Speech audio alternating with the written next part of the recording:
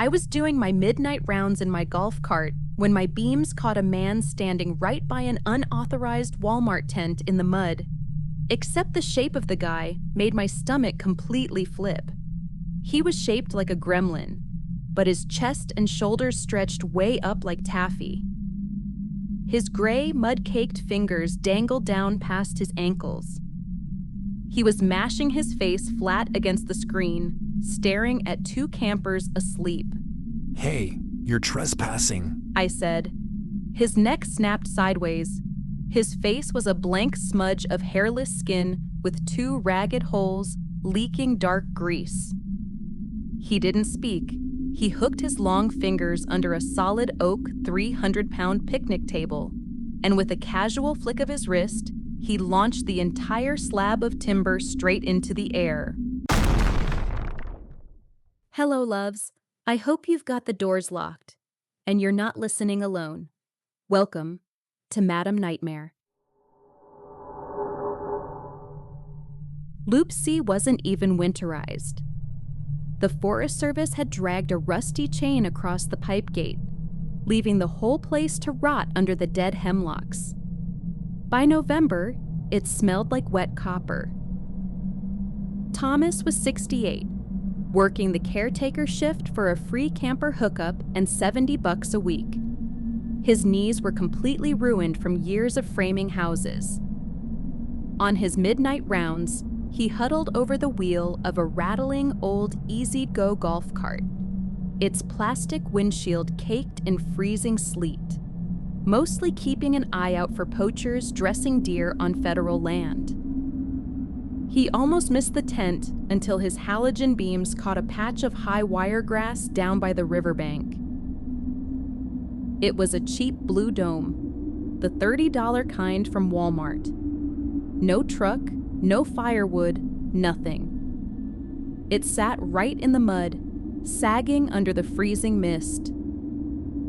Thomas cut the engine. The woods went dead quiet, a heavy, solid silence that felt like cotton plugging his ears.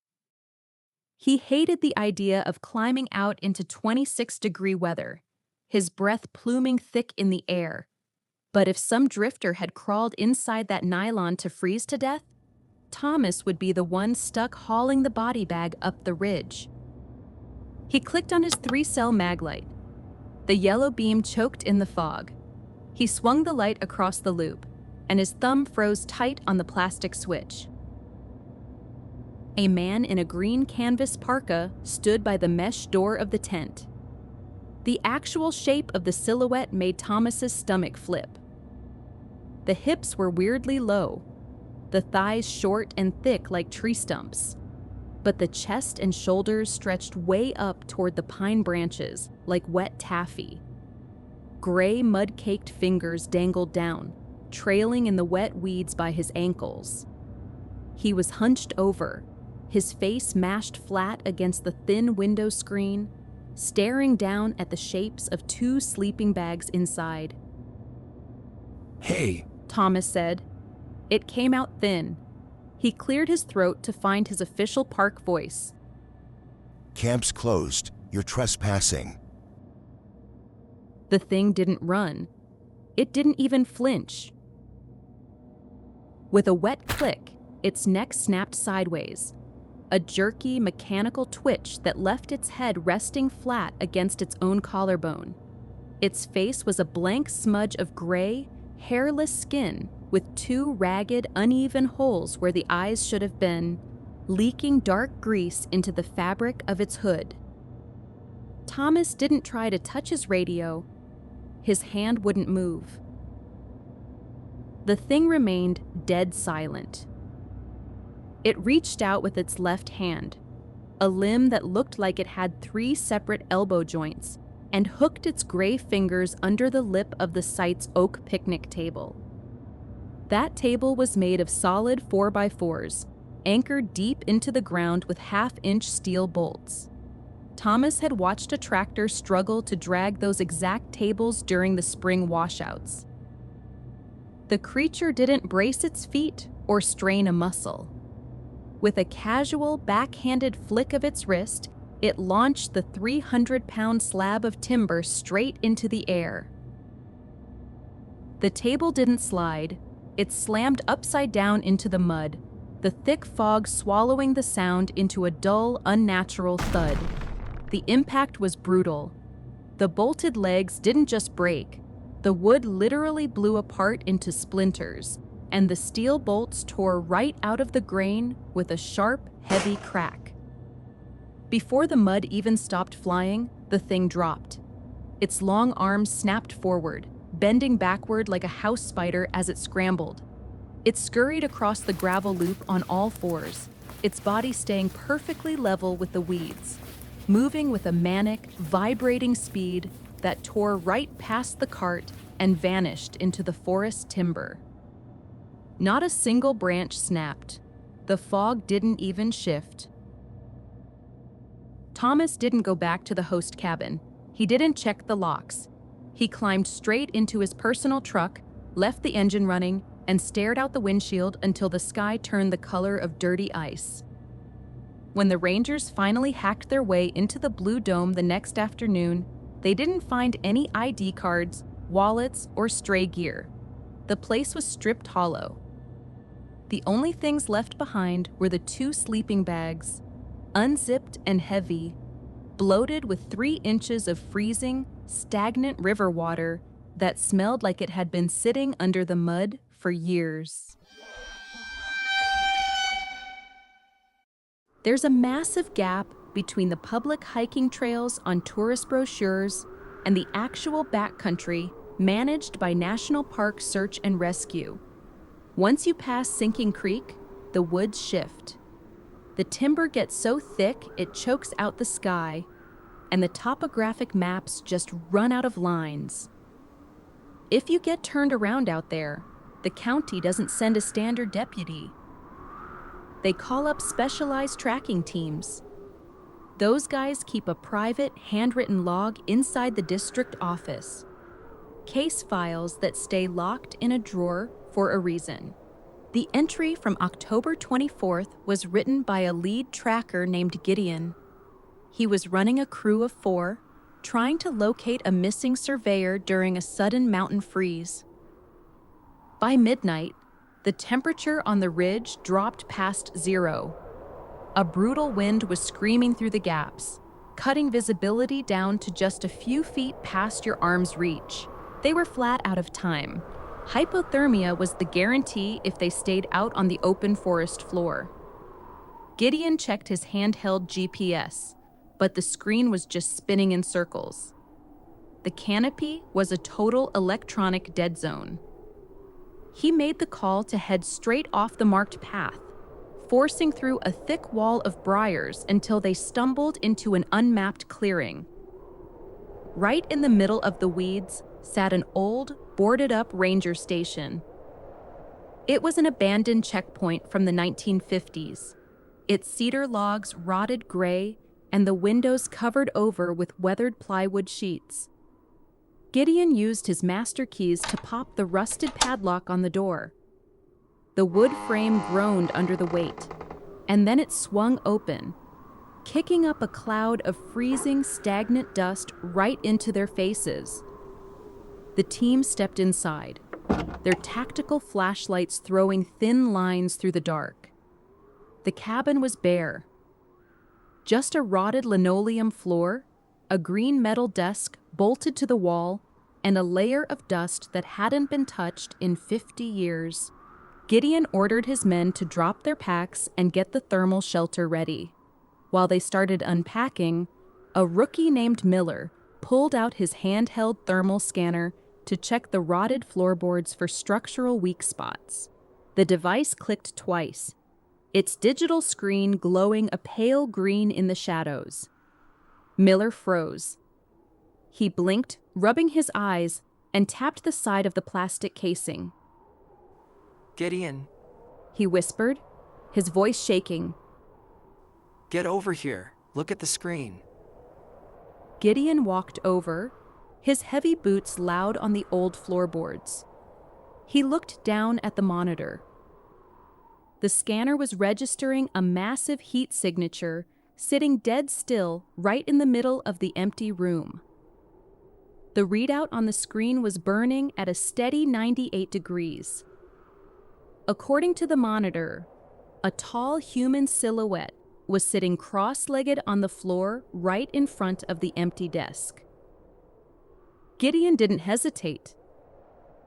He raised his tactical light and shined it upon the beam directly at the center of the floorboards. The space was empty. There was nothing there but bare, dust-covered wood. No shadow, no debris, no person. The sensor is glitching. Gideon muttered, trying to keep his voice steady for the sake of the crew. The cold is messing with the batteries. It's not glitching. Miller said nervously, his knuckles turning white around the grip. Gideon, it's moving. Gideon looked back at the monitor. On the screen, the glowing red heat signature was slowly rising. It unfolded its long limbs, standing up until its head nearly touched the ceiling beams on the display. Then the shape slowly turned its head toward the team and started walking. But it wasn't walking toward them. The heat signature glided across the screen with a sickening, effortless, smooth speed, walking straight up to Gideon's real, physical body. On the monitor, the red silhouette stepped right into the space where Gideon was standing, merging perfectly with his outline. The second the two shapes crossed on the screen, the air inside the cabin instantly plummeted. The team's breath fogged heavy in the room, and Gideon felt a wave of icy cold slam into his chest, freezing the air right inside his lungs. Gideon, look at the wall. Miller screamed, dropping the scanner onto the floor. The two rangers in the back whipped their lights up, illuminating the bare cedar wall behind Gideon. Gideon couldn't turn his head. His muscles felt locked tight, as if his blood had turned to slush. But he could see his own physical shadow cast clearly against the rotted wood under the bright tactical beams. His shadow was no longer attached to his boots. While Gideon stood paralyzed, his black silhouette on the wall began to move on its own. The shadow slowly raised its hands, its dark fingers stretching out and warping against the wood grain, and wrapped its hands tight around its own throat. The silhouette began to violently thrash against the wall, clawing desperately at its neck as if it were suffocating, while Gideon's own chest heaved in a panicked, agonizing struggle, unable to draw a single breath of air. Nobody knows what happened after that.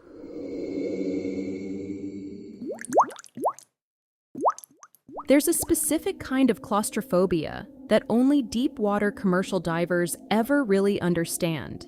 When the state flooded the Sinking Creek Valley back in the 70s to build the reservoir, they didn't bother tearing down the old settlement. They just left the houses, the barns, and the asphalt roads right there. They left the rising river to bury the entire valley. Down at 35 feet, the water isn't just cold. It's a thick, freezing soup of suspended mud, rotted wire fencing, and heavy river weeds that can wrap around your regulator before you even see them coming. The state dive teams keep a private log of underwater recovery reports at the district office, case files that never hit the local news.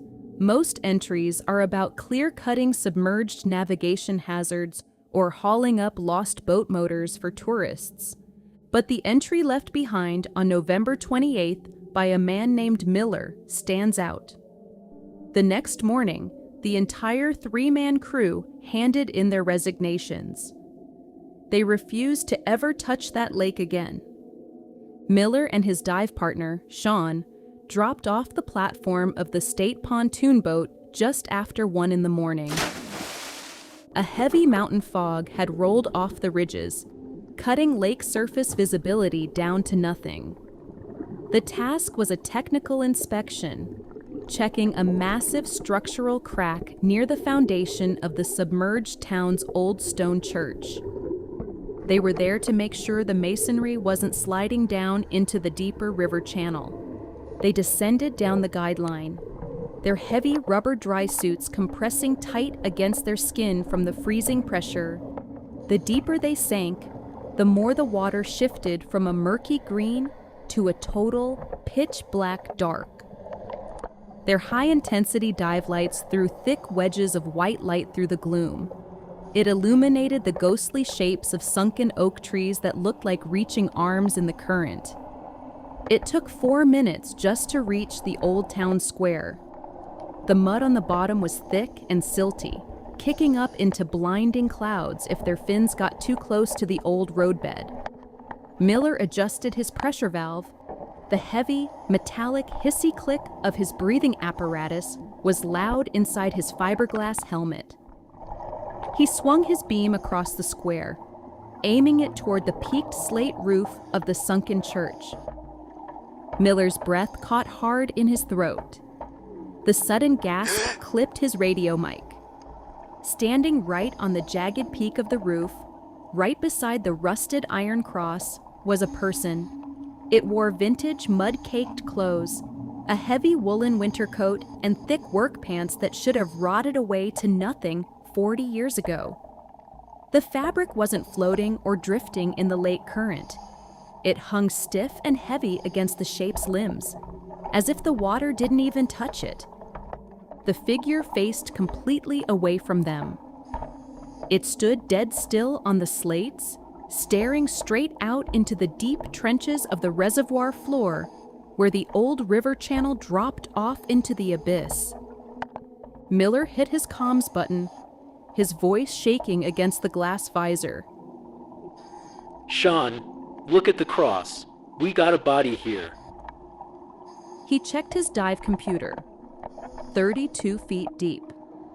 The water temperature readout sat at an icy 38 degrees.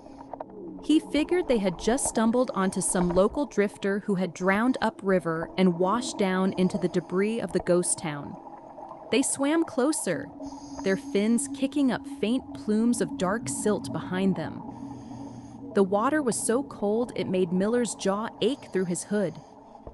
He reached out his gloved hand, intending to grab the sleeve of the heavy wool coat and start the slow process of floating the weight back up to the surface. Before his fingers could touch the fabric, the thing moved. The figure didn't swim. It didn't float away like a corpse should. Instead, its boots stayed pinned to the slate tiles while its entire torso cracked around in the freezing water, turning a full 180 degrees to face them. It didn't look at Miller with a smile or a grin. The face was just a blank, hairless smudge of bruised gray skin with 2 empty, solid black holes where the eyes should have been. The entity didn't glide through the water. It just suddenly materialized closer, floating right up to Miller's helmet until its gray skin pressed flat against the safety glass. Miller froze. He gripped his dive light so hard his knuckles cramped inside his gloves. He tried to kick backward, but his legs wouldn't respond to his brain. It wasn't the face pressed against his visor that made his blood run cold. Through the hardwired diving radio in his ears, a new noise cut through the static. The thing's mouth opened under the dark water. It didn't release a single air bubble, and the water didn't move around its lips, but a clear, hollow audio signal broadcasted straight into the divers' closed headsets. It wasn't a human scream. It was the rapid, rhythmic sound of a child laughing. It sounded exactly like an old schoolyard game, repeating the same high-pitched, hollow giggle over and over with a sharp, crystal-clear quality that bypassed the water entirely. Before Miller could reach down to slam his emergency ascent valve, the figure's gray skin began to ripple under the flashlight beams. Within seconds, A chalky white crust spread across its face and the wool of its coat. The skin didn't tear or melt. It calcified, turning into heavy river stone right before their eyes. The entity's boots fused into the stone church roof tiles, turning the shape into a permanent, petrified statue anchored to the masonry. Miller's radio snapped back to dead static as the transmission cut. The sudden silence in his ears was deafening. With his heart slamming against his ribs, Miller hooked his spotlight downward, illuminating the rest of the sunken town square below the church foundation. His lungs locked up entirely. His regulator wheezed for air. The entire underwater street was filled with them. Dozens of identical stone figures stood perfectly upright in the mud of the old sidewalks. Old men, women, children, all turned into porous gray rock. None of them looked up at the surface, and none of them looked at the divers. Their stone faces were all turned in the exact same direction. They were staring straight into the deep, black trenches of the reservoir floor where the light couldn't reach, waiting for whatever was crawling out of the bottom of the lake. If you made it through tonight's collection, pass it on to someone you want to keep safe, or maybe someone special you'd like to haunt. Don't forget to subscribe so you don't miss our next nightmare. Until next time, loves, stay safe and sleep well.